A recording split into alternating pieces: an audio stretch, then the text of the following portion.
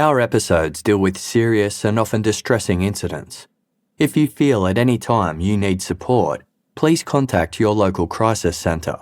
For suggested phone numbers for confidential support and for a more detailed list of content warnings, please see the show notes for this episode on your app or on our website. In the wooded hills of northern Idaho, just 30-odd miles south of the Canadian border, lies a mountain ridge in the Kaniksu National Forest known as Ruby Ridge. This rugged and remote location was home to 20 acres of land that belonged to a former US Army Special Forces officer named Randy Weaver. Randy had bought the land in 1983 after his wife, Vicky, who was deeply religious, began having recurring dreams about living on a mountaintop. Believing an apocalypse was imminent and that Vicky's dreams indicated where they needed to be, Randy and Vicky sold their belongings, learnt from an Amish community how to live without electricity, and built a basic cabin on their newly purchased land. It had no power or running water, but the Weavers made it work. Over the next decade, they turned it into a home for their 4 children, Sarah, Samuel, Rachel, and Elishaba. The family lived a survivalist, self-sufficient lifestyle. Instead of buying food, they hunted and foraged and raised their own livestock. The children were homeschooled. Despite their isolated setup, the Weavers made friends with others in the area. They even took in a troubled teenager named Kevin Harris. Early on the morning of Friday, August 21, 1992, Kevin Harris and 14-year-old Samuel Weaver were walking along a trail that led to the family's cabin, accompanied by one of the Weavers' dogs, a Labrador Retriever named Striker. The trail was wide enough to accommodate an SUV and flanked by heavy woods on either side. When a noise emanated from some nearby brush, Striker barked. The dog approached the brush, still barking loudly. Hoping Striker might have sniffed out some game they could hunt for meat, Samuel and Kevin followed. According to later testimony from the Weaver family, gunfire suddenly rang out, killing Striker. 3 US Marshals dressed from head to toe in camouflage and carrying M16 rifles had been hiding in the surrounding woods as part of a reconnaissance team keeping watch over the property. One of them shot Striker after he revealed their location. Samuel Weaver cried out, "You've killed my dog, you son of a bitch." As he was carrying a firearm, the 14-year-old returned fire. A second US Marshal shot back in his direction, hitting Samuel in the arm. Samuel began running up a hill back toward the family's house when he was shot again twice in the back and fell face down on the ground. Meanwhile, Kevin had dived behind a tree stump for cover before firing his own gun at the Marshals. He hit and killed one of them. Kevin Harris managed to flee back to the cabin. Wails and despair could be heard from inside its walls as the family discovered that their only son and brother had been killed. 19 rounds had been fired during the confrontation. 3 were shot by Samuel Weaver, 2 by Kevin Harris, and 14 by the 3 US Marshals combined. The Marshals' story differed somewhat from the Weaver family's. They had been at the property as part of a planned raid to arrest Randy Weaver, a white supremacist who'd been on the radar of multiple law enforcement agencies for years.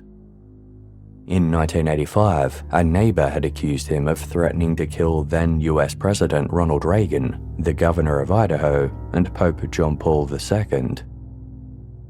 It was said that Randy was a member of the racist terror group Aryan Nations, and that he had a large cache of firearms. In 1986, the Bureau of Alcohol, Tobacco and Firearms, known as the ATF, learnt of Randy Weaver after one of their informants met him at the World Aryan Congress. a convention where American neo-Nazis called for the creation of a new white and male-dominated homeland. Randy met with the informant several times and suggested they form a group to fight what he called the Zionist organized government. This was his term for the United States government, referencing an anti-Semitic conspiracy theory that claims Jews secretly run Western states. The ATF later charged Randy Weaver with selling their undercover informant 2 shotguns with barrels that had been sawed off below the legal minimum length. In October 1990, a grand jury indicted Randy for possession of illegal weapons. He was granted bail, but failed to appear in court for his scheduled trial date. It was said that Randy possessed multiple firearms, and arresting him at his own residence was therefore deemed too dangerous. This led to the US Marshals attempting to arrange for Randy to surrender himself peacefully. After 4 months of failed negotiations, on Friday, August 21, 1992, the US Marshals descended on the Weaver property under cover of darkness in a planned raid that resulted in 14-year-old Samuel Weaver, a US Marshal named William Bill Deegan, and the Weaver's dog being killed. In the Marshals' version of events, Randy Weaver had been with Samuel, Kevin, and Stryker as they approached the brush. They claimed that when Stryker exposed their locations, they shouted to identify themselves, which led to Kevin Harris firing at them and initiating the confrontation. Deputy US Marshal Deegan, who Kevin had mortally wounded, fired 7 rounds back, while another marshal shot Stryker, scared the dog would attack. It was then that Samuel Weaver started firing. Ballistics reports indicated that Samuel was killed by Deputy US Marshal Larry Cooper, though these reports weren't conclusive. Cooper denied shooting Samuel, saying he hit Kevin Harris instead, though there was no evidence that Kevin was struck at all. The FBI later stated that they hadn't realized Samuel Weaver was dead until days after the shootout. The altercation led to a standoff between law enforcement and the Weaver family. While the Weavers barricaded themselves in their home, the Marshals radioed for reinforcements. State police, ATF agents, an FBI hostage rescue team, and FBI snipers took up locations around the property. Given the drastic situation, with 2 people already dead, one of those a member of federal law enforcement, and a family said to be armed and dangerous, the FBI amended its usual rules of engagement. Ordinarily, an FBI agent can only fire against someone if they or other agents are in danger of bodily harm or death. At Ruby Ridge, agents would be permitted to fire at any adult male holding a weapon, as long as the shot could be taken without endangering children.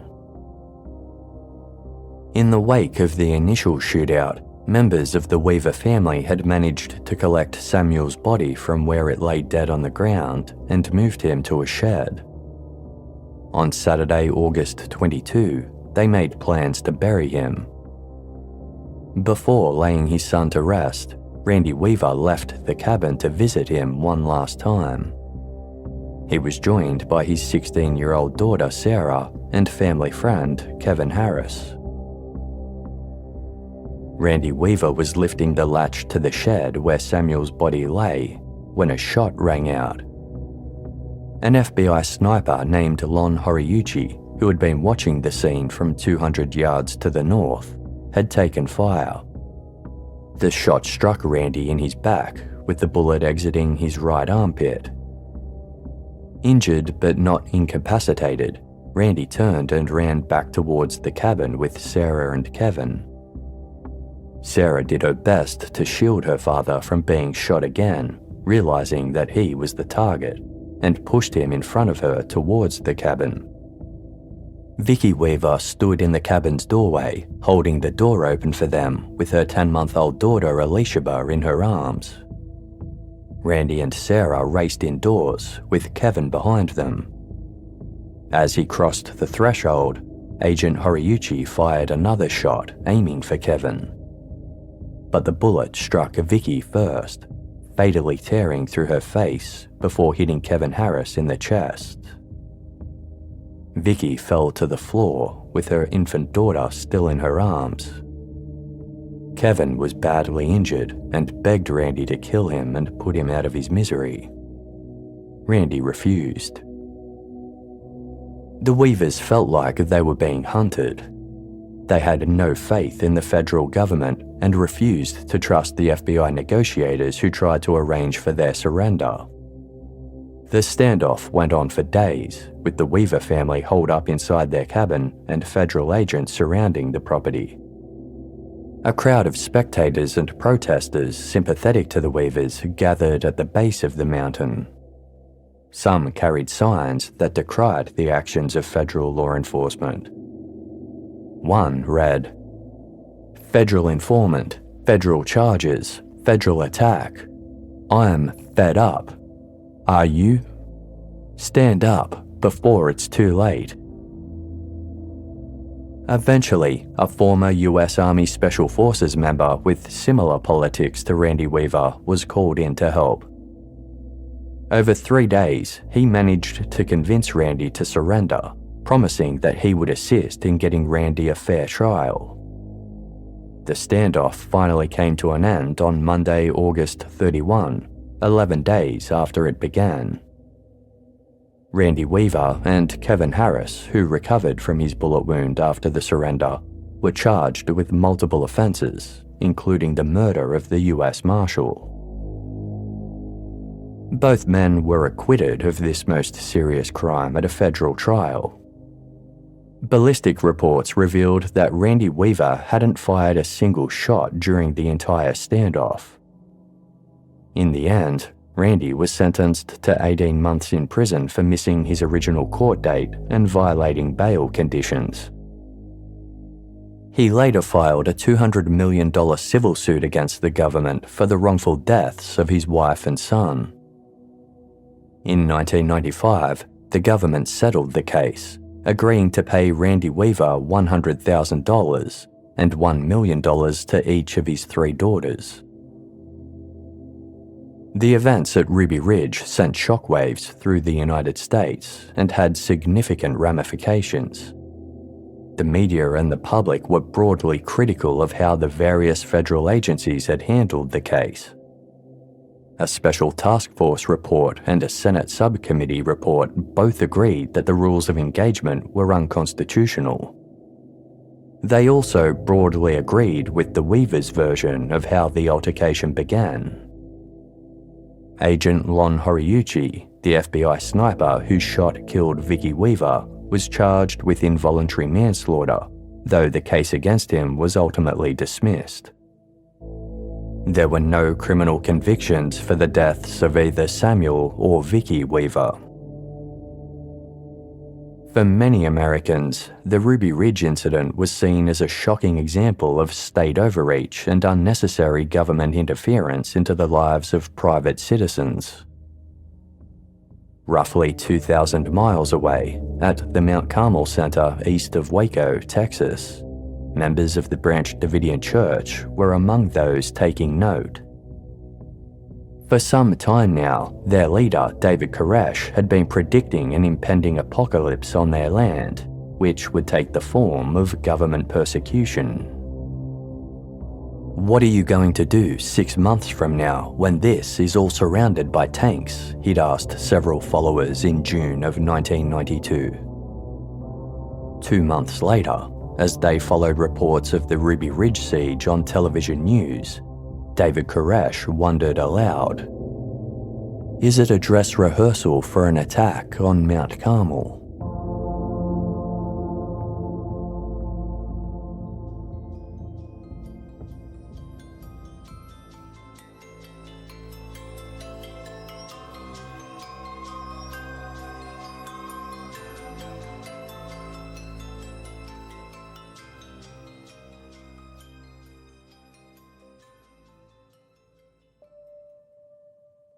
The Bureau of Alcohol, Tobacco and Firearms, abbreviated to the ATF, is a US federal law enforcement agency that falls under the Department of Justice. Initially founded as a way to collect taxes on imported spirits and tobacco, the agency's role evolved over time, taking on a more investigative and regulatory role. The ATF is responsible for investigating crimes that involve alcohol, tobacco, firearms and explosives, which has made it an unpopular agency at times. This has been attributed to the ATF's role in regulating products that many Americans enjoy and don't want regulated. In the words of author Jeff Gwynne, the agency has become something of a public punching bag. The ATF wasn't just unpopular with the public, it struggled with lawmakers too. It received less funding than other federal law enforcement agencies, had fewer employees, and frequently came under attack by the country's powerful gun lobby, the National Rifle Association. The ATF's role as the nation's enforcer of gun laws meant it was often accused of trampling on citizens' Second Amendment rights, the amendment in the US Constitution that enshrines the rights of Americans to bear arms. In the early 1990s, the ATF was in such dire financial straits that agents in charge of divisional officers began issuing fines to other agents if they were late for meetings, just so they had some money they could use to purchase necessary equipment. The ATF undertook its own investigations, but was also often called upon by other agencies to provide support as required. In early June of 1992, the ATF received one request from a sheriff's department in Texas who said that they were dealing with a situation in McLennan County near the city of Waco. It had all started with some reports of troubling things being sent in the mail. Larry Gilbreth was a driver for the United Parcel Service, or UPS, and he had been delivering parcels to the Mount Carmel compound since 1986. Sometimes he made several deliveries in 1 week. Initially, he'd thought nothing of it. The residents who lived at Mount Carmel were viewed by the broader community in Waco as maybe a little odd, but harmless and decent people. Larry would drive their parcels out to the Mount Carmel compound, where David Koresh often signed for them personally. He was always friendly, and Larry enjoyed chatting with him about cars and other hobbies. But things changed over time. While the parcels had initially borne packaging labels that indicated they contained medication or other personal items, larger boxes had started arriving from an arms dealer. More and more kept coming. Larry thought it was strange that a religious organization would be ordering so many firearms. In early 1992, David Koresh began redirecting these deliveries so they weren't addressed to the Mount Carmel compound. Instead, Larry had to take them to a garage that they rented several miles away, known as the Mag Bag. The branch Davidians who met Larry to sign for the packages began dressing in military fatigues. In Larry's view, they looked more like a militia than a church group. They were also ordering ammunition and magazines for .223 rifles, AK-47s and AR-15s. They even ordered a grenade launcher. One day in February of 1992, Larry dropped one of the parcels marked for delivery to the mag bag, and it broke open. Inside were about 50 hand grenades. Several rolled out of the box. Terrified, Larry jumped back, before realizing that they were just the grenade casings and they had no explosives inside. Still, the sight of so many potential bombs was alarming, especially as Larry had noted that another delivery was marked as containing black powder, a substance used to make explosives. Larry told his wife about the incident, who in turn reported it to the local sheriff's department. The Gilbreths told the sheriff about the other deliveries as well. It wasn't illegal to receive large shipments of firearms in Texas, but the grenades and black powder were more concerning. Plus, some of the ammunition David Koresh was ordering was for fully automatic rifles, suggesting he might be illegally converting semi-automatic weapons. The size of these orders was large enough to suggest a substantial operation. A number of the sheriff's deputies also remembered David Koresh's shootout with George Roden several years earlier and how he was subsequently trialed for attempted murder. On Thursday, June 4, 1992, McLennan County Sheriff's Department reached out to the ATF to request an investigation.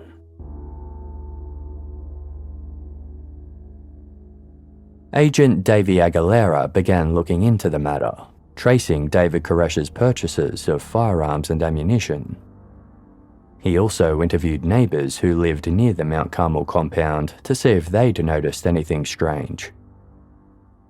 One neighbour, a military veteran, mentioned that in January of 1992 he'd heard machine gun fire coming from Mount Carmel. After learning that Koresh had purchased weapons from a local dealer named Henry McMahon, Agent Aguilera spoke to him as well. Henry told the agent that he and Koresh were in business together. Koresh and his branch Davidians assembled AR-15s from other parts. Then Henry sold them at gun shows. Agent Aguilera informed Henry that this arrangement could make him liable for an 11% federal tax on any proceeds, and he'd need to keep meticulous records of every transaction. This prompted Henry to cancel the arrangement with Koresh, as he didn't want the extra cost or hassle. While he was speaking with Agent Aguilera, Henry called Koresh to tell him that the ATF was there asking questions. Now the branch Davidians would know they were being investigated. "Well, if there's a problem, tell them to come out here," Koresh replied. But the agents declined his invitation, as they didn't yet have a warrant to search the compound and doubted Koresh would show them everything they wanted to see. Agent Aguilera continued working on his investigation, certain that Koresh was involved in illegal firearm activities. He also sent a report on his discoveries to ATF headquarters, asking for permission to seek a search warrant for Mount Carmel from federal court. While Agent Aguilera was waiting to hear back about his request, news broke of the siege at Ruby Ridge, in which 2 innocent civilians and a US Marshal had been killed. This led to significant negative publicity for the ATF, along with other federal law enforcement agencies. 2 months after the conclusion of the siege, Agent Aguilera was informed on Monday, November 2, that his request to search Mount Carmel had been denied. The denial of Agent Aguilera's request didn't mean the case was closed. It just meant that Aguilera had to keep digging for more evidence. Understaffing at the ATF meant that he was mostly working solo, with occasional help here and there. He'd managed to track down multiple arms dealers who'd sold to Koresh, and established that the branch Davidians possessed enough firearms, conversion kits, and munitions to suggest that they were likely involved in illegal sales. But Aguilera hadn't found any actual evidence that proved criminal activity. In December 1992, he began focusing more on interviewing individuals who might have witnessed illegal activity. Agent Aguilera spoke to Child Protective Services worker Joyce Sparks about her investigation into the branch Davidians. Amongst her general recollections of what she'd seen at Mount Carmel, Joyce described how a little boy there had told her that all of the adults had guns and practiced using them a lot. Joyce had asked David Koresh if she could see the guns kept at the compound. After a 30-minute wait, Koresh escorted Joyce to an old yellow school bus that lay next to the compound. It was mostly buried under the ground, At one end of the bus was a refrigerator marked with bullet holes. 3 rifles lay on the floor. Koresh explained that he did his target practice there, as the bus muffled the sound and didn't disturb the neighbours. Joyce also related how Koresh had given an ominous warning, stating, "My time is coming. When I reveal myself as the messenger and my time comes, what happens will make the riots in LA pale in comparison." He was referring to the 1992 Los Angeles riots, which saw a series of violent riots and civil disturbances across Los Angeles County during May and April of that year. In total, 63 people had been killed and 2,383 were injured. Agent Aguilera interviewed some ex-Branch Davidians, including Mark Bro, who was living in Australia and had started a campaign against Koresh after becoming disillusioned with his former mentor. Mark described how he had participated in shooting practice alongside Koresh and said that Branch Davidians took it in turns to stand guard around the building while armed. He himself had done so with a loaded gun. According to Mark, Koresh had told them that if anyone attempted to enter the property, they should shoot to kill.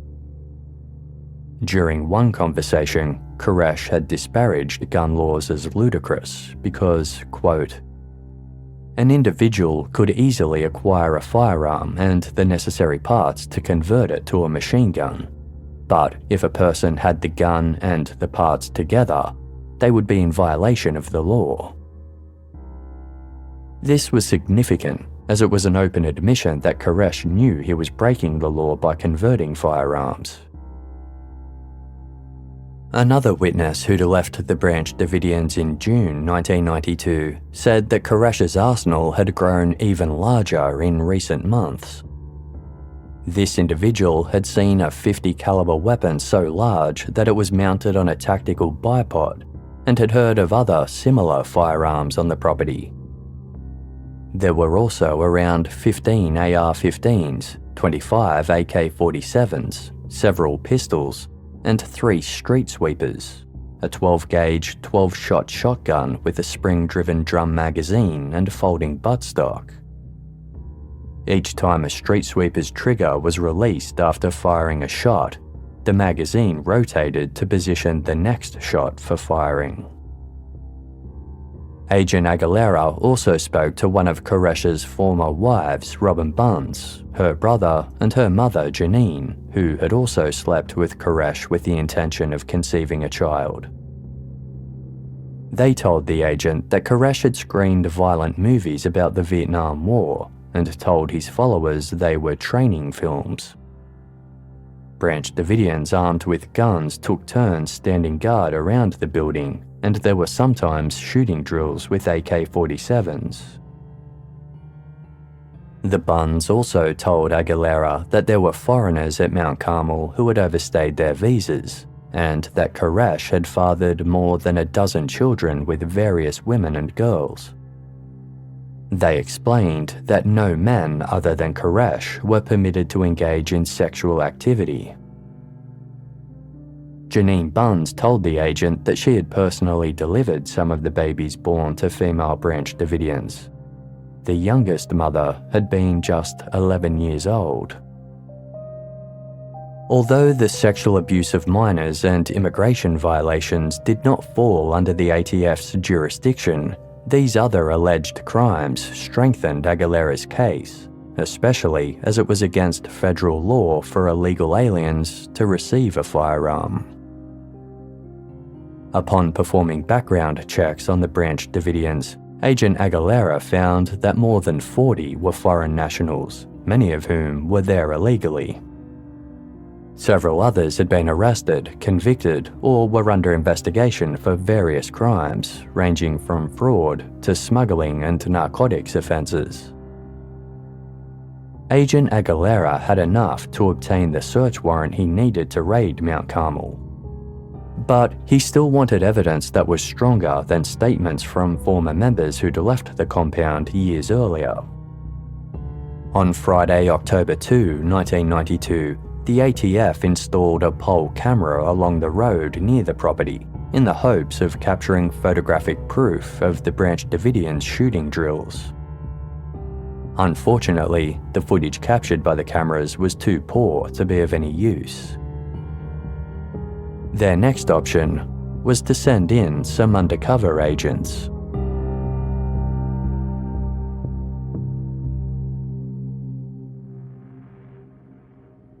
The Mount Carmel compound had a long driveway and sat 200 yards back from Double E Ranch Road. It was a narrow road that could barely accommodate 2 lanes, and much of it was unpaved. It was mostly packed dirt, framed by gravel along its margins. Sprawling, sparse fields lay on either side, with an occasional house here and there. As there were just a few other properties within the vicinity of Mount Carmel, everybody there knew one another. One of these properties sat directly across the road from the Mount Carmel driveway.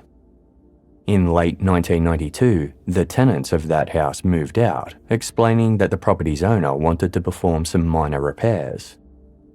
In January 1993, 8 men in their late 20s and early 30s moved in. They told the Branch Davidians and other neighbours that they were students at Texas State Technical College in Waco. Not long after they arrived, they threw a housewarming party and invited the Branch Davidians. In reality, they were undercover ATF agents tasked with surveilling the Mount Carmel compound. Their new home was dubbed the Undercover House. They kept cameras aimed at the compound at all times and noted all the comings and goings of its residents. The ATF estimated that about 75 people lived at Mount Carmel, but it was difficult to obtain an accurate count of the residents due to the way people came and went from the building. There were always people milling about. In actuality, Mount Carmel's population was almost double that amount.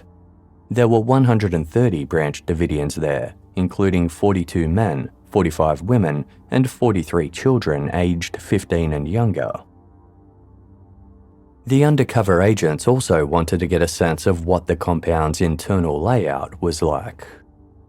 On Thursday, January 28, 1993, 2 of the undercover agents walked over to Mount Carmel and tried to strike up a conversation with some of the men working outside on the property. After a few of these visits, Agent Robert Rodriguez received an invitation from David Koresh to attend a Bible study. The two seemed to build a rapport, with Koresh spending time talking to Agent Rodriguez one-on-one. He warned the undercover agent that his group was being persecuted by law enforcement and said that Rodriguez would also be watched by police if he continued to visit.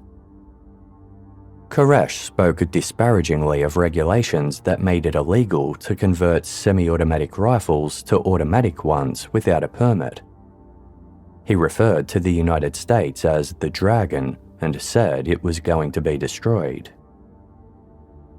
Over the next few weeks, Rodriguez visited a few more times and even participated in shooting practice with Koresh. On Sunday, February 21, Koresh suggested that Rodriguez join a 2-week Bible study course that was beginning in just over a week's time on Monday, March 1. After completing the course, Rodriguez could move into the compound as part of becoming a Branch Davidian. Joining the Branch Davidians and living at Mount Carmel would give Robert Rodriguez complete access to the inside of the compound, allowing him to provide a detailed description of its layout to his superiors. He proposed that he take Koresh up on his offer, but his proposal was rejected. The ATF already had another plan. While the undercover operation had been getting underway, tactical leaders at the agency had been developing plans for how they would serve search warrants at the property. They wanted the operation to be seamless. Recently, the ATF had been on the receiving end of negative publicity from all sides. The Ruby Ridge siege had led to strong criticism from the public and conservative politicians who were already disinclined to like the agency. Late in 1992, reports that female ATF agents had been sexually harassed by male colleagues led to negative attention from the political left as well. There were rumours that the newly elected US President Bill Clinton wanted to merge the ATF with the FBI. The ATF's officials wanted to improve their optics. They needed a big win that would reflect well on their work.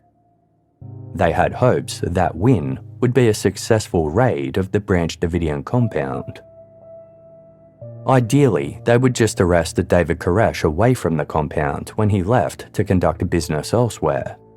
That would ensure the safety of the many followers who lived at Mount Carmel. But the ATF received inaccurate reports that Koresh never left the compound, so they didn't put together a plan for how such an arrest might be achieved.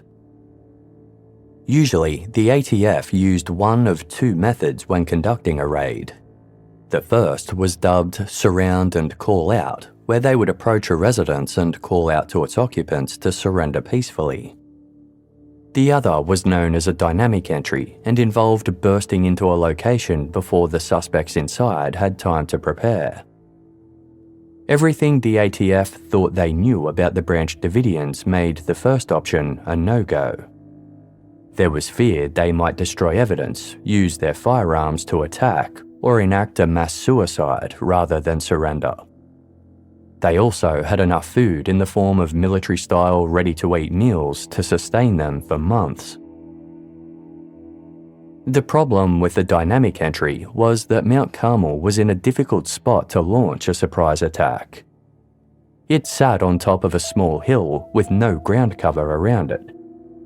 Any approach by the ATF would be seen by the Branch Davidians before they arrived. Even though Koresh kept strict controls over the group's firearms and they were locked away when not in use, they'd still have time to grab their weapons. Then they could fire at approaching agents who'd be left completely exposed. Plus, there were many women and children who lived at the property. The last thing the ATF wanted was another situation where innocent civilians were killed. Intelligence gathered by Agent Aguilera helped them come up with an alternative idea. He'd learnt that every morning of the week, except for Saturdays, the men at the compound went outside by 10 a.m. at the latest and worked on excavating a large pit intended as a tornado shelter. Maybe the ATF could catch them by surprise before they had time to grab weapons from the compound by driving up in pickup trucks with cattle trailers hitched to the back. That would make them look like regular road users instead of law enforcement. When the Branch Davidians saw them heading up the driveway, they would probably assume they'd just taken a wrong turn. It was decided that helicopters would also fly overhead as a kind of diversion from the pickup trucks. Snipers would also take up position in the undercover agent's house nearby, just in case. As the pickup trucks pulled up, agents would burst out from the cattle trailers and subdue the men at the pit.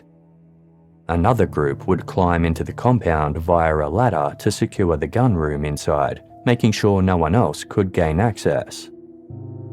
Meanwhile, other agents would announce themselves at the front door, then use a battering ram to gain entrance. Female ATF agents would herd the women and children together and keep them calm in a separate area of the compound. After the scene was contained, the agents would search the compound and seize illegally converted weapons along with any other illicit materials they might find. 76 ATF agents would participate in the raid, and about half of these were members of the agency's elite tactical units known as the Special Response Teams, or SRTs. Agents from all over the country would arrive in Texas several days beforehand to be deployed at Fort Hood Army Base for briefings, special training exercises, and rehearsals. Then they would be relocated to Waco the night before the scheduled raid. It would be the biggest raid in the agency's history and was dubbed Operation Trojan Horse. The go word to signal the launch of the raid was showtime. The ATF director signed off on the plan in mid-February, and Operation Trojan Horse was scheduled for Monday, March 1, until a last-minute complication changed everything. By early 1993, Branch Davidians had been making occasional headlines in the Waco Tribune-Herald for a number of years. The newspaper had covered the 1988 trial of 8 Branch Davidians for attempted murder, and in April 1992, they ran several articles about a mass suicide that was rumoured to be planned at Mount Carmel. Stories about so-called cult groups always attracted interest from readers and made for a change of pace to the usual daily news. Mark England and Darlene McCormick were the journalists at the Waco Tribune-Herald known to cover the Branch Davidians. In October 1992, they received reports from sources that the group was being investigated by the federal government for possessing illegal weapons. When Darlene McCormick dug deeper into the matter, one of her sources told her how David Koresh had claimed the divine right to take every man's wife. They also alleged that he had boasted of having sex with underage girls, and he'd abused children both physically and psychologically. Darlene McCormick and Mark England began putting together an investigative series on the Branch Davidians.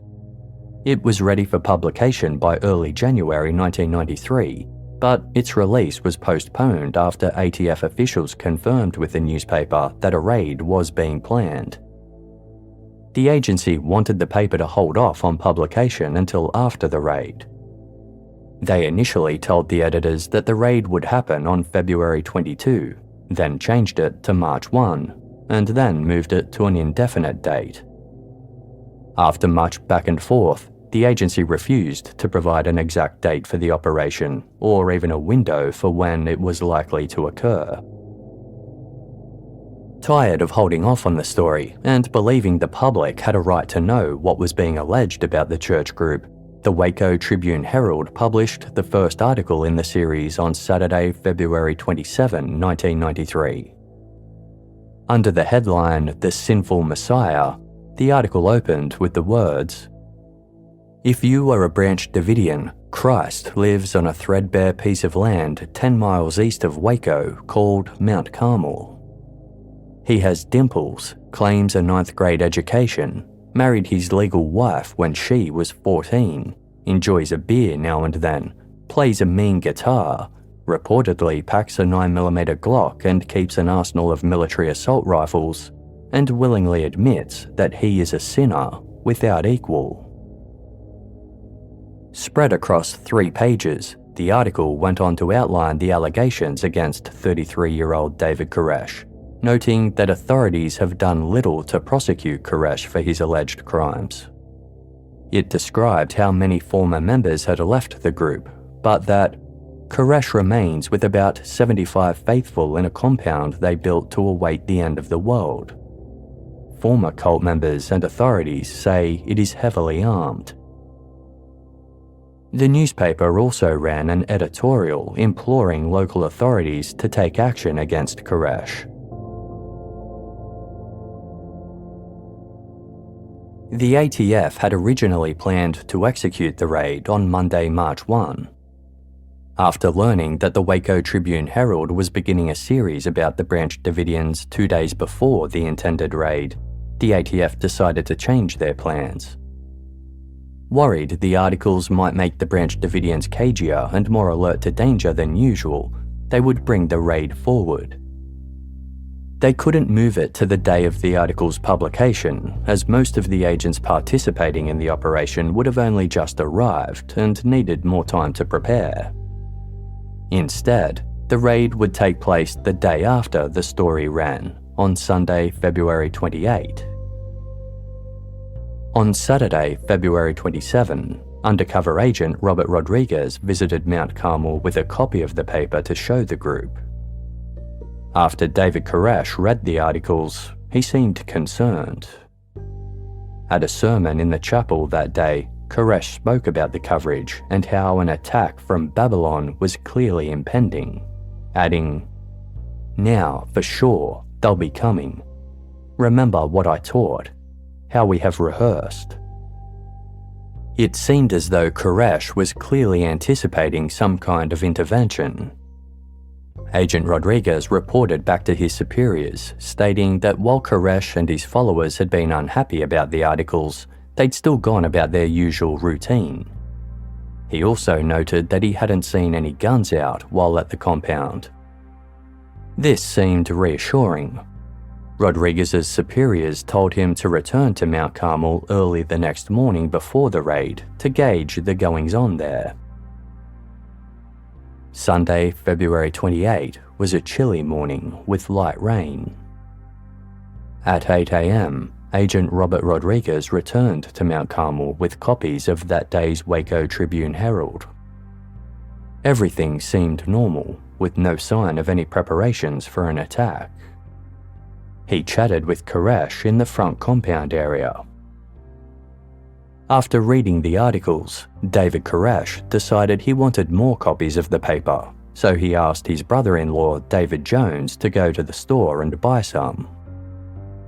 David was employed as a postal worker, and he drove a yellow Buick with the words US Mail painted on the door.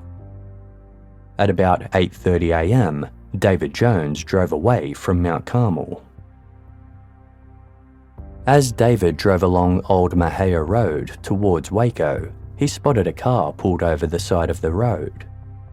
Standing next to the car was a man wearing a windbreaker jacket emblazoned with the letters KWTX, the name of a local television station. David pulled over and asked if there was a problem. The man introduced himself as Jim Peeler, a TV news cameraman. He said he was looking for a nearby compound called Mount Carmel, but he was lost. Thinking he was just talking to a US postal worker, Jim explained that he needed to film an important police raid that was about to take place.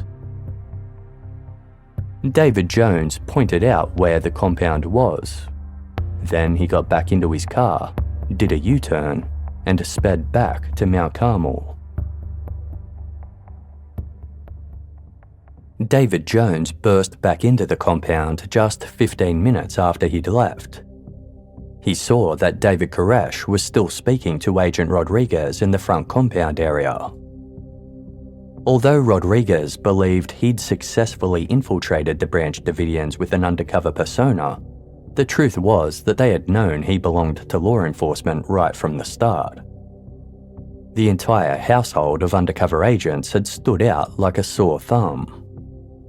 Despite saying they were students, the 8 men looked too old to be in college and had the clean-cut look of law enforcement agents.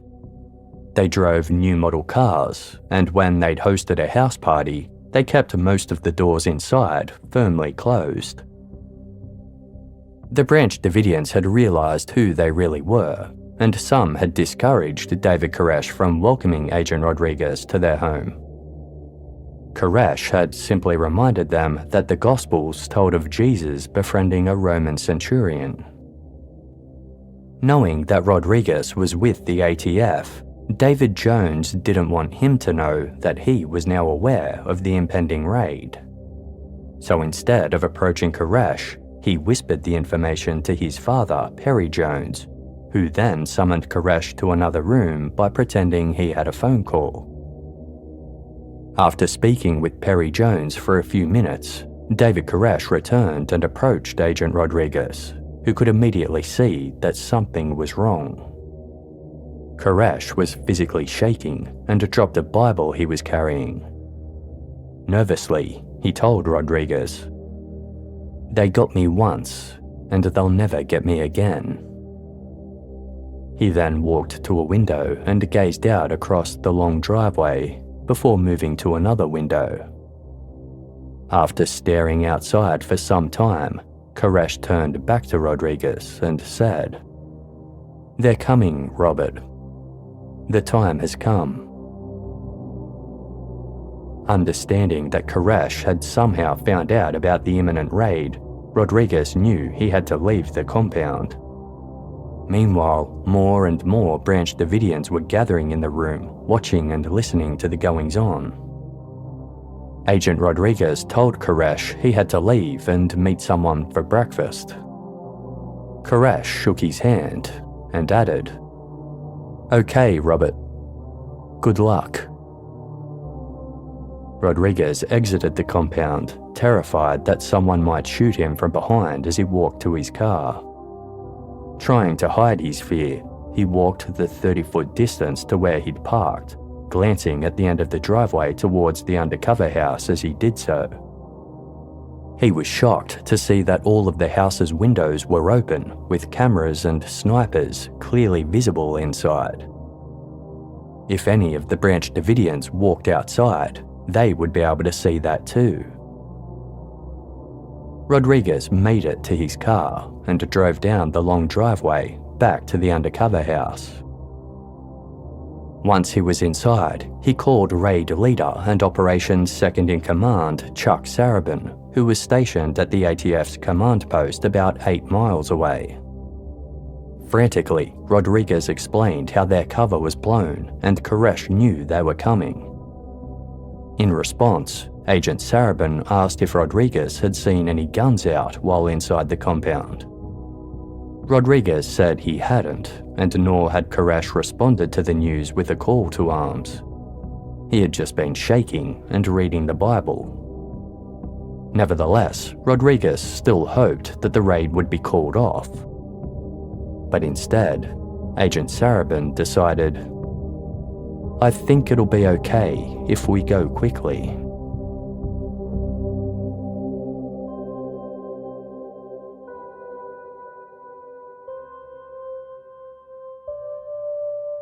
At 9:10 a.m, Agent Chuck Sarabin arrived at the staging area where the agents participating in the raid were waiting. "Get geared up, we've got to go now," he shouted. "They know ATF and the National Guard are coming. We're going to hit them now." He ran to agents milling about the parking lot and to others waiting inside, urging all of them to hurry. Within 15 minutes of Sarabin's arrival at the staging area, the ATF's Special Response and Arrest teams were geared up and crammed into the 2 cattle trailers that would transport them to Mount Carmel. Space inside the trailers was tight and the agents were sardined together. Some of the agents felt confident, while others were apprehensive about going ahead with the raid if the element of surprise was gone. But none felt it would be appropriate to question a decision made by the higher-ups. The mood inside the trailers was later described as uncharacteristically somber. Agent Sarabin rode in the truck pulling the first trailer and maintained cellular contact with Agent James Kavanagh, who was one of the top officials waiting in the Undercover house. Agent Kavanagh kept Sarabin up to date on the scene at Mount Carmel. He reported that there were no signs of any Branch Davidians. Everyone must have been inside.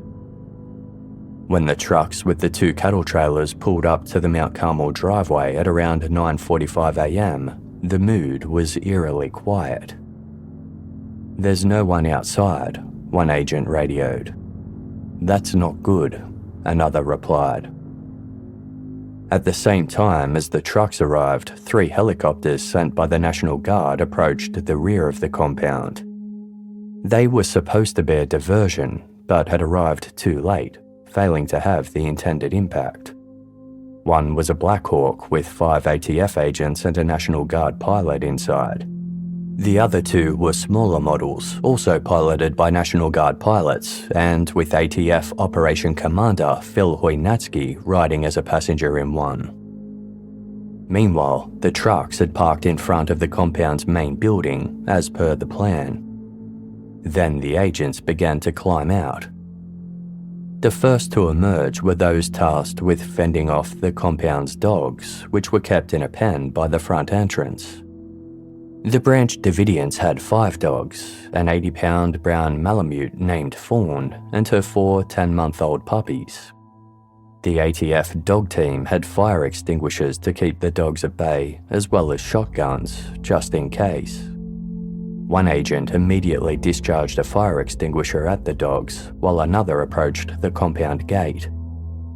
David Koresh suddenly appeared in the front double doorway and called out, What's going on? The agents identified themselves, calling out that they had a warrant and ordering Koresh to freeze and get down. Koresh slammed the door shut and disappeared. Accounts of the following events vary, and there are some discrepancies between the government's version of events and the Branch Davidians. Kathy Schroeder, a Branch Davidian, would later say that she had been looking down from her second-floor bedroom window when the ATF trailers arrived.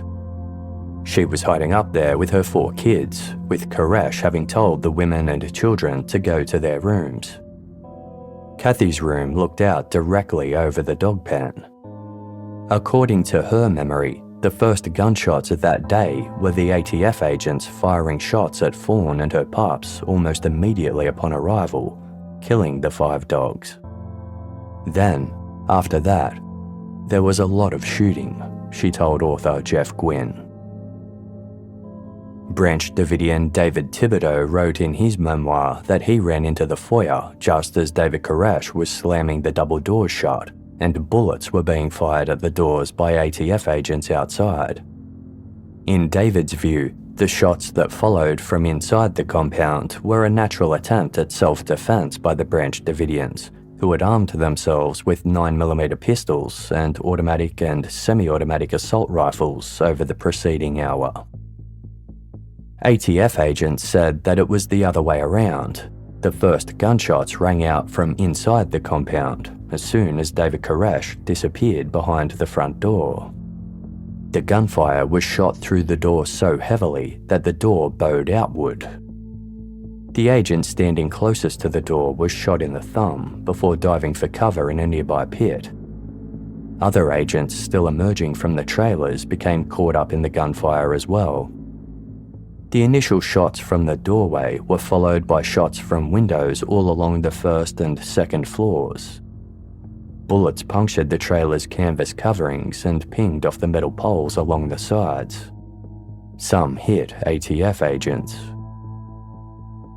The ATF's version of events has been supported by members of the media who were watching the scene unfold from a ditch on Double E Ranch Road. Several reporters and a cameraman all said that the shooting started from inside the compound, right when the door slammed shut. The helicopters that had arrived at the compound at the same time as the trailers were targets too. Official government reports note that when the helicopters were roughly 350 meters from the back of the compound, they were fired upon. This forced them to pull back, but it was too late for them to warn the agents in the trailers to abort the raid. 2 of the helicopters landed in a nearby field to check for damage, while the third remained hovering above. All 3 had been struck by bullets. None of the helicopters were fitted out with mounted guns, and the pilots were certain none of the agents on board had fired any shots. Plus, they only carried sidearms, which would have had little impact when fired from such a height. However, several Branch Davidians have said they were fired on from above, with the roof of the compound's tower being riddled with bullets. This account was later supported by the Branch Davidians' lawyer, Dick DeGuerin, who entered the compound some weeks later. On the ground, ATF agents took cover behind the trucks and behind the Branch Davidians' cars and vans parked nearby. One agent who hid behind a white van with several colleagues later said that the van seemed to bounce from all of the bullets hitting it. Other agents ducked behind an old air conditioning unit that lay abandoned outside. Others crawled up to the base of the compound building, pressing themselves low against the walls. When they looked up, they could see gun barrels poking out of the windows above. Once they had cover, they began firing back. They did admit to shooting the compound's dogs, but only after they were fired at first. The ATF agents weren't as well armed as the Branch Davidians. Most had a German 9mm submachine gun known as an MP5. Some only had their handguns, and a few had shotguns. 6 had AR-15s. In the chaos and smoke of the gun battle, They could see little of the people they were firing at. Within a few minutes, most of the ATF agents had spent all of their ammunition. They began shouting to their colleagues over the gunfire and the sound of the helicopter, asking them to ration their bullets. At one point, a branch Davidian inside the compound began firing with one of the .50 caliber rifles. An agent told author Jeff Gwynne how its bullets tore chunks as large as cantaloupes from the ground. When they hit the cars outside, chunks of the engines flew off and ripped into the agent's legs. Branch Davidians also tossed hand grenades down from the windows, spraying agents with shrapnel. 16 ATF agents were injured. One was shot 5 times, but survived. Some sustained leg wounds, with one agent being hit in both legs. Several others were pinned down behind a shed when another agent staggered over and collapsed on top of them, his arm bleeding profusely. An agent who was also a medic braved gunfire to try and reach his fallen colleagues, only to have his medical bags shot out of his hands by bullets from a .50 caliber weapon. He attempted to go to the aid of a 32-year-old agent named Steve Willis, who'd taken cover behind a van when he was shot through the head. Willis died at the scene. Meanwhile, the ATF pushed forward to complete their mission, with a team of 7 agents hauling ladders through the gunfire to the east side of the building. They had been tasked with climbing into the compound to gain access to David Koresh's bedroom and the gun room. Their intelligence from former Branch Davidians who'd left the group was that all of the weapons were kept in the same room on the upper floor. The agents raised the ladders several meters apart, giving them access to the roof. Special agents Conway LeBleu, Todd McKeon, Kenny King, and David Millen climbed up to enter Koresh's bedroom. 36-year-old LeBleu made it up there first and held up his shotgun to provide cover for the others. David Millen approached Koresh's bedroom window, using a breaching tool to smash the glass and clear away the remaining shards. As he did, gunfire exploded from the room, hitting Kenny King 4 times. 28-year-old Todd McKeon was struck in the chest and died immediately. King tried to reach him, but was hit twice more. He rolled off the roof and landed in a courtyard near the back of the compound. He would lie there bleeding for nearly 2 hours. Millen rolled away towards LeBleu and they began returning fire. They tried to provide cover for the second team of 3 who were headed for the gun room. Special agents Bill Buford, Keith Constantino, and Glenn Jordan had successfully entered their window, tossing a distraction device inside before crawling through. But a Branch Davidian stood in the doorway and fired at them. The agents shot back and he vanished, before more shots peppered the gunroom's walls. Some of the shots passed through to the outside roof area where Agent Millen still stood. He slid down the ladder to the ground to escape. Buford and Jordan were both hit. They escaped through the window, dove onto the roof, and slid down to the ground.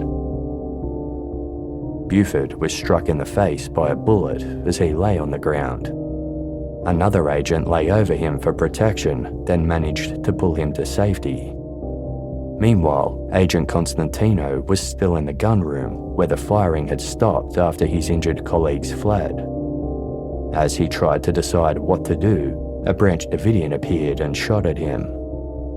Constantino returned fire. The man fell, and Constantino ran for the window, hitting his head on the way out. Dazed, he rolled off the roof and sustained severe injuries to his hip, leg, and knees. He was dragged out of the line of fire. Agents Millen and LeBleu were still on the roof. Millen clambered down the ladder, safely reaching the ground as LeBleu provided cover for him. LeBleu was then shot before he could climb down, and his lifeless body fell near Todd McKeon's. Special Agent Robert Williams, aged 27, had been providing cover from the ground for his colleagues climbing the roof, but intense gunfire forced him to seek shelter behind a large metal object that lay on the ground. A few seconds passed with no shooting. Robert Williams held his MP5 up when he was suddenly struck by a bullet from a high-caliber weapon, dying instantly. People were dying inside the compound too. Jadine Wendell, a 34-year-old former policewoman who joined the Branch Davidians, wrapped her children in mattresses for protection, then began firing shots down at the ATF agents below. She kept leaning out of the window to aim at them.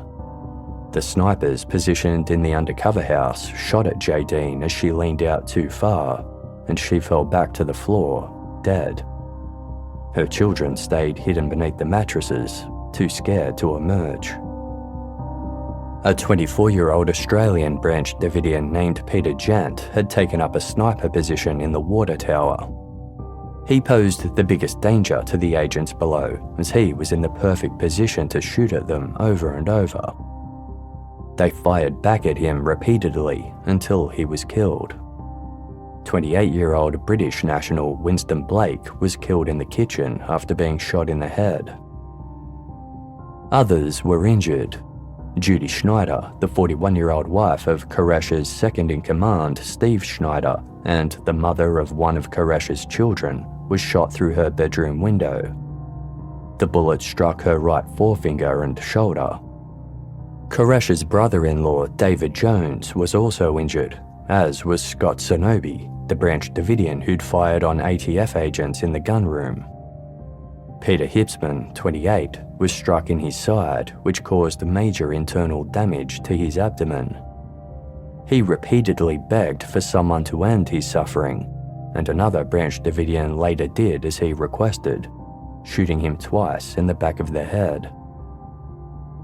Perry Jones, David Koresh's father-in-law, was also shot in the abdomen during the beginning of the siege when ATF agents fired at the front double doors. The 64-year-old was seen crawling on his hands and knees, screaming that he had been shot and begging to be killed. He was also subsequently mercy-killed. Despite being the target of the ATF's initial gunfire, David Koresh had avoided being shot while standing at the double doors. He was wearing a protective vest and carrying a rifle as he roamed throughout the compound over the course of the siege. About 45 minutes after the first shots were fired, 2 ATF agents gained access to the compound, entering via the rear first floor. A lone Branch Davidian fired on them from a catwalk above, while shouts of ceasefire began to ring out through the compound. The ATF agents couldn't see who exactly was shooting at them, but it was David Koresh. They shot back, striking his left hip bone, left wrist, and thumb. Koresh crawled away, badly injured. The calls for a ceasefire had been a long time coming. The alarm had first been raised just 3 minutes into the siege, when Branch Davidian Wayne Martin ran to his office on the first floor to call 911. A Harvard law graduate and one of Koresh's inner circle, Wayne sounded distraught as his call was picked up by Lieutenant Larry Lynch of the McLennan County Sheriff's Department. Hello. Hello. Yeah, this is Lieutenant Lynch. May I help you? Yeah, there's 75 men around our building and they're shooting at us in Mount Carmel. Mount Carmel? Yeah, tell them there are children and women in here and to call it off. All right. Hello? I hear gunfire. Oh, shit. Hello? Who is it? Hello? Call it off. Upon learning of the gunfire at Mount Carmel, Lieutenant Lynch muttered, "God Almighty, that fucking newspaper," assuming the issue was connected to the ongoing series by the Waco Tribune-Herald. Wayne Martin set the phone down, and the call ultimately disconnected after about 13 minutes. Lieutenant Lynch was able to call Wayne Martin back, who shouted down the phone, "Tell them to fall back. We've got women and children in danger. Call them off. We're under fire." Lieutenant Lynch asked who was firing at them and ordered Wayne not to fire back. "We haven't been," Wayne said. While keeping the line open with Wayne, Lieutenant Lynch began trying to call the ATF. The Sheriff's Department had been aware of the ATF's investigation into the Branch Davidians and their undercover house across the road. Lieutenant Lynch was able to make contact with the ATF's operation commander, Phil Hoynatsky, who had been in one of the helicopters. He began acting as a messenger between Wayne Martin and the ATF, desperately trying to arrange a ceasefire. He asked Wayne to stop the Branch Davidians shooting while arranging with Agent Hoynatsky for the ATF agents to do the same. At 10:34 a.m., after the shooting had been going on for over 45 minutes, Wayne Martin told Lynch that someone else wanted to talk to him. David Koresh picked up the phone and told the lieutenant, "We've known about this. I've been teaching about it for 4 years. We knew you were coming and everything." When Koresh began quoting the Bible and discussing his theories about the 7 seals, Lynch demanded that he stop talking about religion and focus on the urgent matter at hand. He asked Koresh to call a ceasefire, which Koresh said he would consider. Meanwhile, Agent James Kavanagh in the undercover house also tried to call the compound. After the phone rang for a long time without answer, it was picked up by Koresh's second-in-command, Steve Schneider. Agent Kavanagh could hear screaming and crying in the background. Steve Schneider was angry, and it took the agent a few minutes to calm him down. When Steve had calmed somewhat, Agent Kavanagh proposed a ceasefire. Steve was receptive, given that people inside the compound, including his wife, were wounded. He began making his way through the building, telling people to stop shooting, with shouts of ceasefire echoing through the halls of Mount Carmel. It took several minutes for the shooting to ease due to the sprawling layout of the compound and the fact that the Branch Davidians were deafened and shocked by the almost hour-long shootout. Agent Kavanagh advised his team leaders to tell the agents the same thing, but the delay in the message being communicated throughout Mount Carmel made the agents nervous that the whole thing was a trick. The lack of trust on both sides led to the shooting resuming.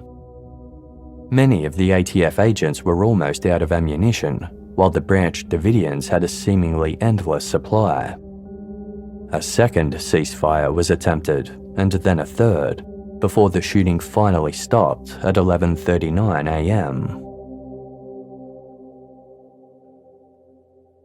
Rather than being the successful, public image-boosting operation the ATF had hoped for, Operation Trojan Horse had been an unmitigated disaster, leading to multiple deaths and an ongoing crisis with no clear resolution in sight. Additional law enforcement agencies would now be drawn into the standoff, including the Texas Rangers and the FBI. Agent Kavanagh negotiated for the ATF agents to retrieve their fallen comrades before withdrawing and leaving the compound. This included Agent Kenny King, who had rolled from the roof and lay bleeding in a rear courtyard for 2 hours. He was carried from the grounds on one of the ladders. The retreating agents had to raise their hands and slowly begin exiting the compound without making any sudden movements. Deceased and badly injured agents were placed into vehicles to be driven from the property, while the remaining agents walked away on foot. A news cameraman who'd filmed part of the botched raid from the front of the compound captured footage of the defeated agents limping down Mount Carmel's driveway. When he began to film the bodies of those who had died, some of the ATF agents and members of local law enforcement shouted at him and pushed him to the ground. ATF agents were subsequently joined by Texas Rangers and Highway Patrol officers in setting up perimeters around Mount Carmel. Late in the afternoon, nearly 6 hours after the shootout, some ATF agents were sent out to set up a skirmish line around the compound, scouting the area. Several of them were crossing a field about 350 yards behind Mount Carmel when they came across 3 branch Davidians attempting to enter the compound. Mike Schroeder, Norman Allison, and Bob Kendrick lived in the Mag Bag building several miles away. They'd caught wind of what had been going on at Mount Carmel and wanted to stand alongside their fellow Branch Davidians. They drove towards a nearby trailer where several elderly Branch Davidian women lived, about 2 miles from the compound, then walked the rest of the way. Bob Kendrick had heart disease and struggled to keep up, eventually giving up on his mission, but Mike and Norman carried on. One of the ATF agents said he ordered the men to show their hands, and 29-year-old Mike Schroeder responded by shooting at them. The agents fired back, killing him. Norman surrendered. The Branch Davidian death toll had increased by 1. Inside the compound, there was some brief celebration when law enforcement initially retreated, followed by anxiety that they would soon return. The Branch Davidians were also dismayed to discover that their leader had been badly wounded. David Koresh was lying on blankets in an upstairs hallway, shaking and drifting in and out of consciousness. His eyes kept rolling back in his head, his skin was deathly pale, and his glasses were fogging up with sweat due to a fever. Koresh and all of his followers believed that he was about to die. He called his mother to say goodbye, leaving a message on her answering machine. "I'll be back real soon, okay?" he said. "I'm sorry you didn't learn the SEALs, but I'll be merciful, okay? I'll see you all in the skies." However, several hours passed and Koresh remained alive. Ultimately, he decided that God didn't want any more Branch Davidians to die just yet. They would still have to face off against the forces of Babylon for the final battle, but Koresh couldn't say exactly when that would be. The ATF re-established contact with the compound by the early afternoon after Steve Schneider called officials to talk. When they learnt that David Koresh had been injured, they offered to send in medical assistance. Koresh refused. The officials tried to find out exactly how many people were inside the compound and how many were injured. What were their names and ages? But Koresh wouldn't provide that information. He wanted to broadcast his religious teachings over local radio before he or anyone else would leave the compound. Negotiators agreed, and at 4 p.m, Koresh issued a broadcast over the Dallas radio station KRLD. It was replayed twice over the following hour. The ATF agents continued trying to coax David Koresh out, but he abruptly cut off communication with them at 6:14 p.m. He then made calls to cable news station CNN, giving an interview about the day's events. The standoff was making news across the country and public interest was high. "They fired on us first," Koresh told CNN. "I never planned to use the weapons. The problem is that people outside don't understand what we believe." He also claimed a 2-year-old child had been shot and killed, which was not true. Contact with the ATF resumed later that evening.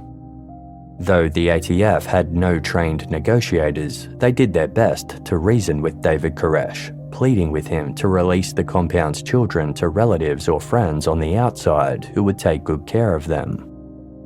To everyone's surprise, Koresh agreed. By midnight, he sent 4 children out of the compound with notes pinned to their clothing detailing contact information for their temporary guardians. The ATF wouldn't be managing the situation for much longer.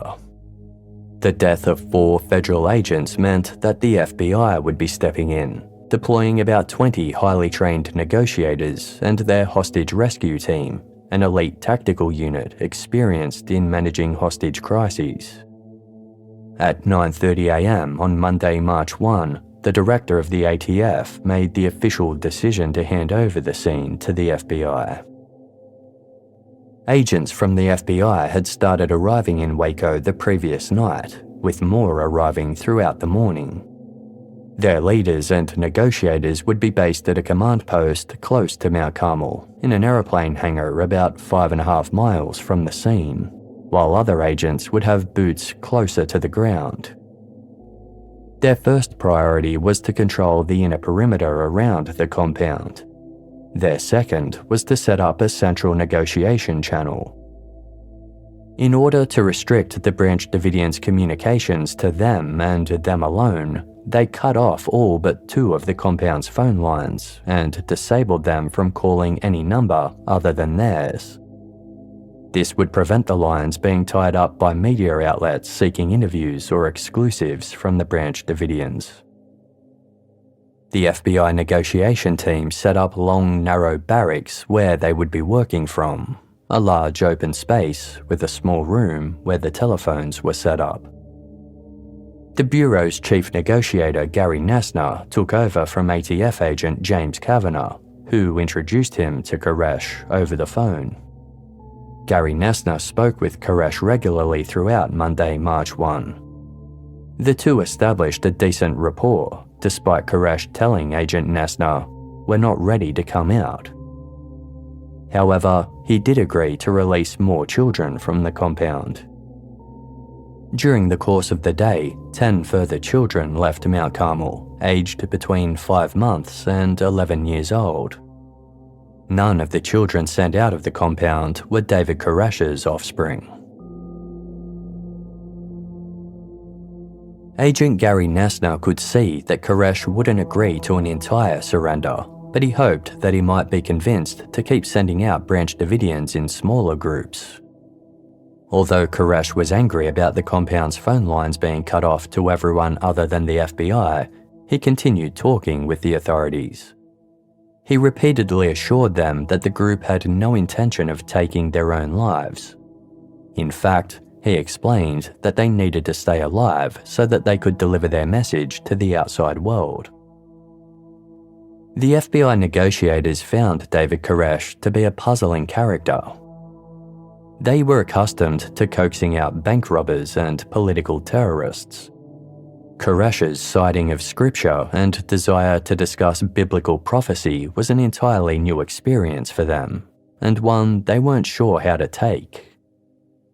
Byron Sage, one of the chief negotiators at the scene, would later tell journalists from Frontline, "There had been some question, are we dealing with a delusional personality, or are we dealing with a con man?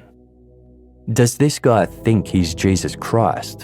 Or is he just a con man who's using religion to deceive all the rest of the people inside?" Deciding to take Koresh's proclamations at face value, the FBI continued with the strategy that had shown some progress thus far. They would offer him more opportunities to broadcast his message in exchange for more surrenders. Perhaps if he was given a national platform rather than just a local one, Koresh could be convinced to leave the compound. Shortly after 10 p.m. on Monday, March 1, David Koresh made the FBI an offer. If they allowed him to deliver a nationwide broadcast about the Book of Revelation, then he and all of his followers would surrender peacefully. Gary Nassner proposed that Koresh record his message using a tape recorder, with a statement at the beginning promising to leave Mount Carmel after the message was broadcast. After negotiating throughout the night, Koresh agreed to this proposal early on Tuesday morning. He recorded his message and sent it out for the FBI to review. It was 57 minutes long, the entirety of which was a sermon about the Book of Revelation. After some further negotiations and tweaking of Koresh's message, the FBI gave their approval. They arranged for the tape to be played uncut via the Christian Broadcasting Network television station at around lunchtime. As a show of good faith, David Koresh sent out 4 more children and 2 women in their 70s who lived in the trailer adjacent to the compound. Spirits were high. The initially tense and violent standoff looked to be coming to a peaceful end. At 1:32 p.m. on Tuesday, March 2, Koresh's sermon was played on the Christian Broadcasting Network. It began with Koresh stating, "I agree that upon the broadcasting of this tape to come out peacefully with all the people, immediately. My name is David Koresh, and I am speaking to you from Mount Carmel Center." As it was delivered into homes all across the United States, the FBI continued working out the logistics of the surrender plan with Koresh. They would deliver a stretcher to the compound's front doors so that the injured Koresh could be stretchered out. He would be the first to leave, with 4 men carrying him. A number of women and children would follow.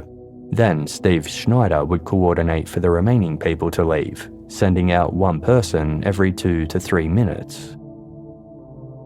By 3 p.m., the FBI's hostage rescue team buses were in place, ready to escort the Branch Davidians from the property. Laboratory personnel stood by, preparing to process the crime scene inside the building. Inside the compound, the Branch Davidians packed their bags in preparation to leave. Over the next hour and 45 minutes, Koresh and several of his followers repeatedly reassured the FBI that their surrender was imminent. Steve Schneider explained that they were just trying to stretcher the injured Koresh downstairs to the lower level. "Everyone's lined up with their stuff, ready to go out," he told Gary Nessner in a relieved-sounding voice. Children were standing near the front doors wearing their coats and holding prized possessions such as teddy bears. Many members were emotional, exchanging hugs and tears with Koresh as they braced themselves to leave. A little while later, Agent Nessner spoke to Steve Schneider again. Steve explained that Koresh just wanted to deliver one final Bible study lesson before they left. The FBI was reassured, as such an action seemed to be consistent with Koresh's character. It seemed like they were nearly there. At 5:59 p.m., the negotiators called into the compound again. Steve Schneider answered the phone, and this time, his words filled the negotiators with dread. "The Lord spoke to David," Steve said. "The Lord told David to wait, not to come out."